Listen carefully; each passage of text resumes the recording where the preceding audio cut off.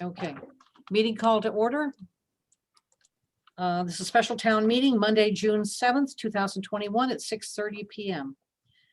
Our agenda is the electors and citizens qualified to vote in town meetings in the town of Ashford, Connecticut are hereby notified and warned that a special town meeting will be held virtually on Monday, June 7th, 2021 at 6:30 PM. The agenda for the special town meeting is as follows. 1, to choose a moderator for said meeting. 2, to consider adoption of an ordinance providing that the ordinances of the town of Ashford, County of Wyndham, State of Connecticut, of a general and permanent nature as revised, codified, and consolidated into chapters and sections by General Code Publishers Corporation and consisting of chapters 1 through 273 are hereby approved, adopted, ordained, and enacted as Division 1, the Code of the Town of Ashford. Item number 3 on the agenda is adjournment. The adoption ordinance and final draft of the code are available for inspection in the office of the town clerk and on the town clerk's page of the town's website at www.ashfordtownhall.org under documents. The adoption ordinance contains all the substantive changes that are proposed in the complete code. Ashford Board of Selectmen. So the first item on our agenda is to choose a moderator. Catherine, I'll nominate you as moderator. Thank you. Are there any further nominations for moderator? If not, nominations are closed. Sherry, do you have everybody's name here? You're all set?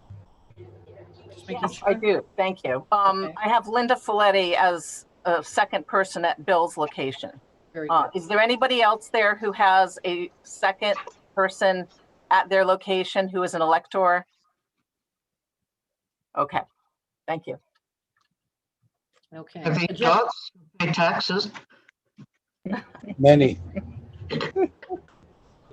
Okay, agenda item number 2, to consider adoption of an ordinance providing that the ordinances of the town of Ashford, County of Wyndham, State of Connecticut, of a general and permanent nature as revised, codified, and consolidated into chapters and sections by General Code Publishers Corporation and consisting of chapters 1 through 273 are hereby approved, adopted, ordained, and enacted as Division 1, the Code of Ashford, the Code of the Town of Ashford. Do I have a motion? I'll make the motion. Okay. That the ordinances of the town of Ashford, County of Wyndham, State of Connecticut, of a general and permanent nature are revised, codified, and consolidated into chapters and sections by General Code Publishing Corp. And consisting of chapters 1 through 273 are hereby approved, adopted, ordained, and enacted as Division 1 of the Code of the Town of Ashford. Is there a second? I'll second. And who was that? Janet. Okay. Thank you, Janet. Is there any discussion? Catherine, could we ask either Mike or Sherry to kind of give us a quick overview? Sherry, would you like to do that? I'd be happy to. Can you hear me okay, Bill? Yes. Okay. Do you have any specific questions, first of all? No, I've gone through it a couple of times, but you've been a lot closer to it than I think most of it. And I just thought a quick summary on your part might have given those who perhaps haven't had a chance to go through it just the 1,000-foot view of it. Okay. Were you able to read and understand the article that I put in the Citizen? Me personally? Yes. Yep. Yes, I did. So that information got out there. Great. That's what my concern was. I wanted to make sure that to the best of our ability that we disseminated the details of this to everybody who kind of said, what is codification? You know, I don't understand it. So I wanted to get all the information out there so people could kind of read it over and not just hear it, but be able to go back to things and make sure they understood it. Basically, this is nothing we don't already have. It's just simply a different way of making it available. So these are the same ordinances that we have, and planning and zoning regulations and inland wetland regulations. It's the process that people will be able to find these that's changed. So instead of having to go through, let's say, inconsistently typed documents that have been done over the years, it's all been pulled together into a consistent order that matches up with a lot of other towns, municipalities in Connecticut, in our state, so that if you're looking for, if you want to compare town to town, it's much easier. And the best news for our residents is that it's searchable. So if you want to know, like I said in the article, if you want to know about the regulations you need to be aware of if you're going to put in a swimming pool, you can go in there and you can type that in, and it will pull in those different documents coming from different areas of our regulations. So that you can't do that now. You'd be just going through all the different things looking for yourself. It's rather impossible. So this is a big step forward, and we're very, very lucky that we were one of the very first towns that the Connecticut State Library, they suggested that when we had addressed all of our immediate needs in our town clerk's office, that if we were interested in furthering our town on a larger scale, that we might help direct the funds towards a codification project for the whole town. So I went and I did that, and it's taken 2 full years, and we're at the very end of that. It is a long, arduous process, and it is vetted by our town attorney, and then it's going to go through the state attorney. After we have adopted it, the state attorney takes a quick peek at it. But it's just a way of making the same information more available. And most importantly, it's going to keep us out of hot water in terms of lawsuits, because they go through it and they look for anything that's conflicting, our own regulations conflicting with other regulations of our own, that conflict with state regulations. And they're able to kind of sift through it. We could never do that on our own.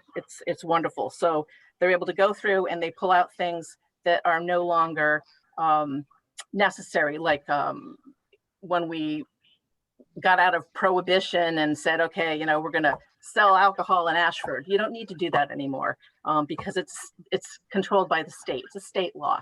So they got rid of a lot of things that were no longer necessary, made sure that we had no conflicting things. And this has not cost the town anything. It was almost $10,000 to do it. And so we're very, very fortunate that that money was available. And I'm very proud of it. I had Mike D'Amato was amazing in helping bring this about. We were very lucky to have somebody as knowledgeable to help shepherd this through the different committees and commissions. So at this point, all we're asking for is the formalization of it. We just simply need the adoption to make this go forward. All the work has been done and we have lost nothing. We've simply really brought it up to the present, and it's a huge gain for the town. So, Sherry, you had mentioned upon adoption, it's going to be submitted to town council for final review. they already have. They Okay. already have. And they verified that nothing jumped out at them that we should be concerned about or anything? No, they're fully aware of the whole, they've been aware of the project, and we're not the only town doing it. So they're familiar with the process. So they looked at the different pieces of it. I gave, Rich Roberts is in particular, the attorney who did it, who did the work. Yeah. Good. Hey, Sherry, it's Paul Varga. I have 2 questions. One is, if the state's attorney or the town attorney were to find something that they thought was in disagreement with the state or wasn't worded well or something, what happens? Does it come back to the town to fix that? Is it go to a town meeting again? And then I guess that brings a second question.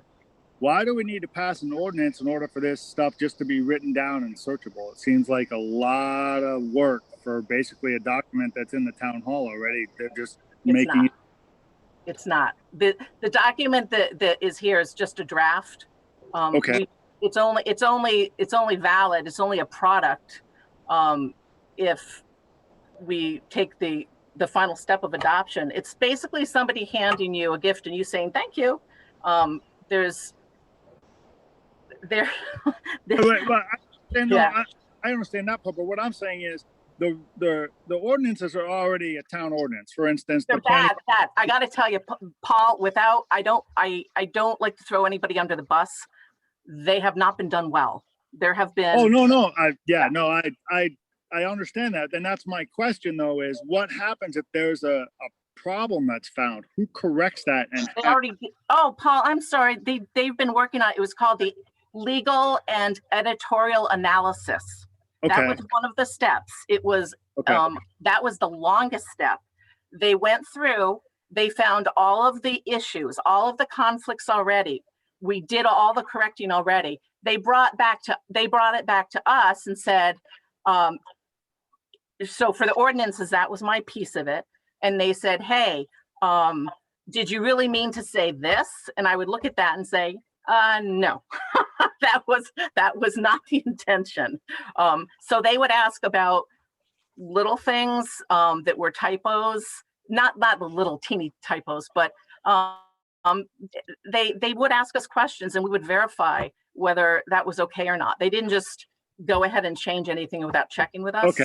So that's Yeah. all that stuff was addressed in that, what was on the website already. Yeah, that was it. They were right. The final draft is where we've gotten to at the end of the process. Okay. So then Yeah. I'm just curious as to why it needs to be an ordinance though. Is it just something that the state requires that the town agrees to let this be? I mean, basically codification is basically an electronic document. Well, part of the codification process is at the beginning of it. The very first thing, I'm trying to think of what we call it. Starts with an A, but it's the very first thing is this ordinance that says this body of this document in front of you is the official code. So Okay. So basically, can't. you can't go pull up one that you had on your shelf for the last 5 years and pull it out and say, well, this is what I have. Yeah, that's it. Okay. That's All it right. says, I just want to clarify that why it's going through this why we have to go through the ordinance. That's all. All right. Thank you. no, you're very welcome. Okay. Any other questions, anybody? Sherry? Yeah, Jeff. Yeah, when it comes to a change, I don't want to get too deep into the operations or anything, but when it comes to a change, what's your feeling on? Is it relatively simple? What types of things do we have to go through if there are a change to any of the town ordinances? So the amendments, that's what they're going to be. Every time that we need to make a change, we are going to go through the process of, for example, planning and zoning. They're going to have to go ahead and make vote on however they want to change the regulations, and then we send that information to them. And them being the coding group, the codification group. The general code, yeah. And what general code does is they are going to put that into the online document, and everything is tracked. So you're going to see the amendments in there, and you're going to know exactly what it is, when it happened.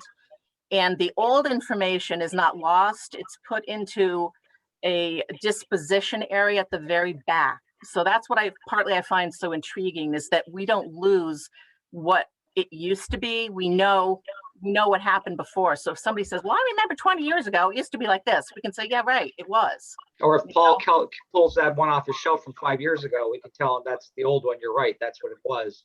This is what it is. Yeah, so all the history of all the changes is going to be in that disposition area.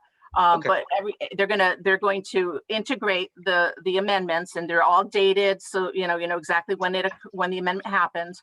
And we get 10 paper copies of this. So at the same time they do that online, they print replacement pages for us. So we have those 10 copies are registered to 10 different individuals, or however many, but to individuals. And when you get the replacement pages, those go to those individuals, and it's their responsibility to switch them out. Got it. Thank Okay. you. Okay. Sherry, so if an individual doesn't use the internet. Yep. And wants to look at these, they can come, they can get a paper copy. Yeah, yeah, absolutely. Yep. There is one phone number just came in. Could that person identify themselves? Somebody who just called in? It's 860-208-4054. Okay, I don't know who you are. So You're on mute. yeah, you're on mute.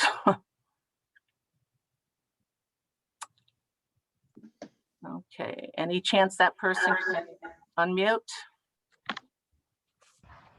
There we go. Yes, this is Keith Lipker.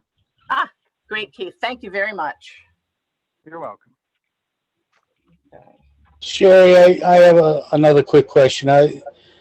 There's been a lot of discussion lately about consideration of several new ordinances, including a noise ordinance and a blight ordinance and one or two others. Will this complicate the process of that consideration, or will it help us in any way? Actually, Bill, that's a great question, because what it's going to do is it gives us, because we're on general codes, it's called E360.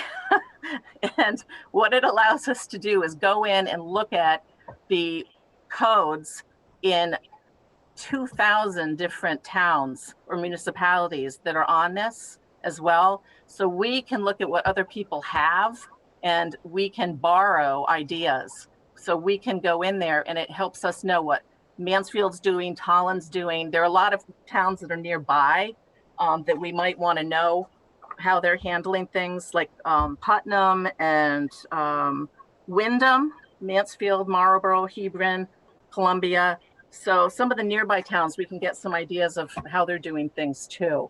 So it's just information. It's just, it's being part of this big database. We can go in and we can look things up, find things. I believe the zoning officer, one of the things he thought was exciting was that if somebody asks him for information about a particular project, he can go in, and I forget the term he used, it was like booking something, but he can pull different information and put together like a little booklet from all these different sources and email it to them, and they have it.